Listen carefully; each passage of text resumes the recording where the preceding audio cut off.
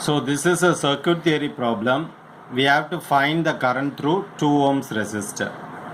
So I am going to solve by nodal analysis method. Nodal analysis. Okay. Now if we consider this as the reference point, say 0 volts, then this point is at 24 volts. Okay. Because if you take a voltmeter, connect the negative here and positive here. See, connecting a voltmeter is connected here, negative and positive here. The voltmeter will read 24 volts. So that's why I put this as 0 and this as 24. This I am making it as reference. Similarly, with the same voltmeter, between this point and this point, it will measure 12 volts because we have 12 volts. So this point is at 12 volts. Now we are going to make use of Kirchhoff's current law. So current direction is your will and wish. So for my case, I have chosen the current like this, I1. Current flowing in this direction is I2. And both the currents are flowing in this direction, which is I3. But at this point, if I connect a voltmeter between 0 and this point, it will show some reading, but as such I don't know with the paperwork. So this unknown voltage with respect to ground, with respect to 0, I am calling this voltage as V1. Okay, this is the first step we have to understand. So next step will be apply the Kirchhoff's current law at this point. So current I1 is entering, I2 also is entering that junction. So we have to sum it up, is equal to current leaving away from the junction, which is I3. So two currents are entering the junction, I3 is flowing away. Now step 1, what we have to do is, what is I1? I1 is nothing but we need the voltage drop across this 6 ohm. How to find the voltage drop across 6 ohm? The current we have assumed is flowing in this direction. That means we have assumed that 24 is at higher potential and V1 has lower potential. So the voltage drop here will be 24 minus V1 will be the voltage drop. That voltage drop divided by 6 will give you I1. So I1 part is over.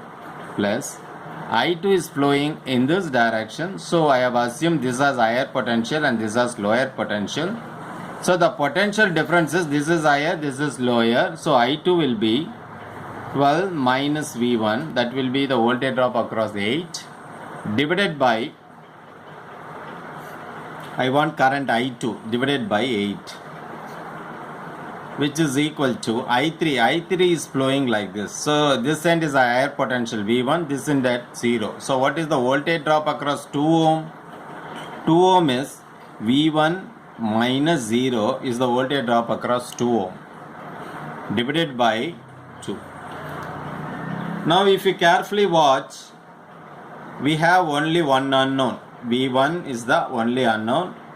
You can solve by any method.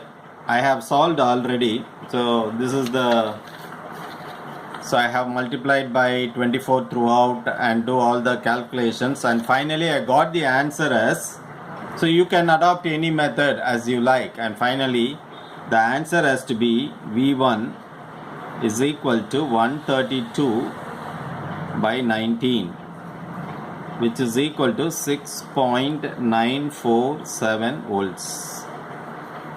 Okay, only one unknown, one equation you can easily solve. The value is found to be 6.947 volts. Now we have to find the current through this. So what is the current? It is I3. What is I3 now? So I3 is nothing but the current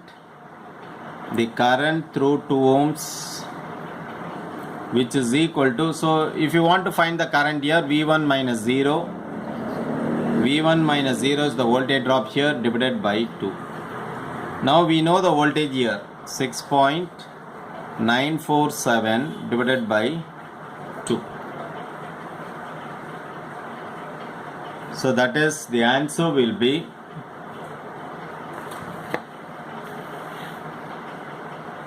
if you divide, the answer will be 3.9 3.473 ampere. So this is the current through 2 ohm resistor. So this is the question. Now what you can do is, similarly you can, since you know the value of V1, this value you know. So what is the voltage drop across here? 24 minus this value 6.947, that will give the voltage drop here. That voltage drop divided by 6 will give you I1. Similarly, if you want to find out the voltage drop here, you already know this 12 volts minus V1 we know, which is 6.947, that will be the voltage drop here. Now this voltage drop plus this voltage drop, if you add, you should get 12 volts. I have verified already, I am getting 12 volts. Next, this voltage drop plus this voltage drop should give you 24 volts, because we are applying Kirchhoff's voltage law for this loop. That is for verification only. But as far as question is concerned, they have asked only the current, which is 3.473 amperes. That's the answer. Thanks for watching. Nandri.